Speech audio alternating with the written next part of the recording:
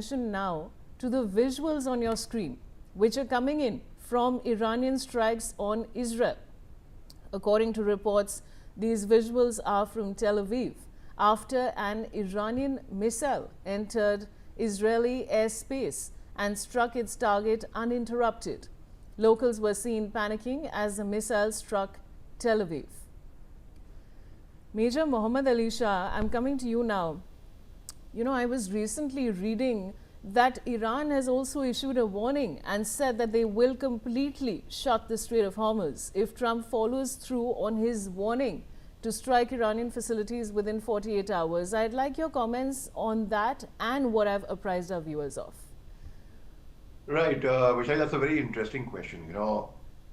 Iran has laid certain conditions that only countries which are willing to trade in the Chinese currency would be allowed to pass from there.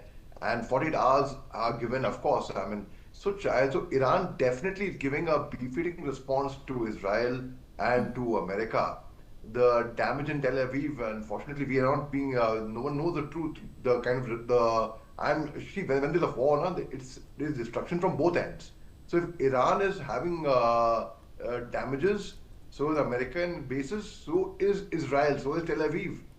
And the oil prices, I see there is going to be shortage of LPG, not right now. Right now, everything is under control. But if the Strait of Hormuz remains shut for a longer time, there's going to be. You were talking to Mr. Gupta about the Brent crude oil and about the prices, and unfortunately, he was in the car. He's traveling, so he couldn't hear you clearly. Let me tell you one second, especially for our viewers to know that before oil, the whale oil was used in lamps for lubrication, etc. Now, the whale oil, which was very expensive. So, in 1804, the price was about zero point 0.5 per gallon, $0.5 per gallon, which is $21 per barrel.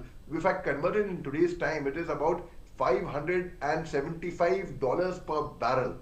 Now, this was in the beginning of 1850s, in fact, when petroleum came quickly and replaced whale oil use, in fact.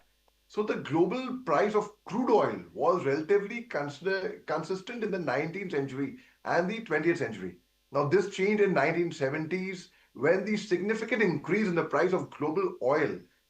So the price of oil is determined by the demand and supply, irrespective of whether Iran is making oil. India has technology that when we get oil, we can refine it and sell it to our people, which is a very, very good thing. But then, how do we refine it when there is no oil coming in? If there is no, so far everything under control, and I compliment that we have handled the situation very tactfully. Now, there have been also a number of structural drivers, in fact, in the global oil prices, like historically, including oil supply demand, the storage shocks, the shocks of global economic affecting, for example, in 1973, there was an oil crisis where countries that had supported Israel in the Yom Kippur War, that time there was an embargo upon them.